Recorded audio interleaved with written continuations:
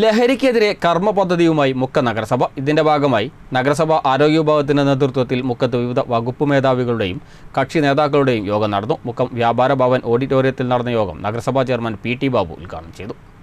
മുക്കം നഗരസഭയുടെ ആഭിമുഖ്യത്തിലാണ് ലഹരി വിരുദ്ധ പ്രവർത്തനങ്ങൾ കൂടുതൽ ശക്തിപ്പെടുത്തുന്നത്. ഇതിന്റെ ഭാഗമായി നഗരസഭ ആരോഗ്യ വിഭാഗത്തിന്റെ നേതൃത്വത്തിൽ മുക്കത്ത് വിവിധ വകുപ്പ് മേധാവികളുടെയും കക്ഷി നേതാക്കളുടെയും യോഗം നടന്നു.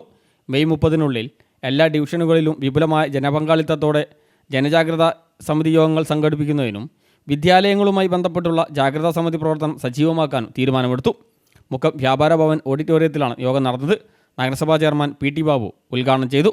Deputy chairperson advocate K P. Chandini അധ്യക്ഷയായി.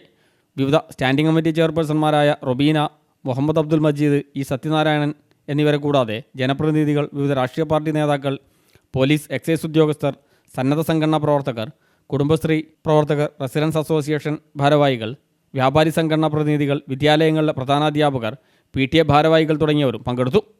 News bureau, Mukkam.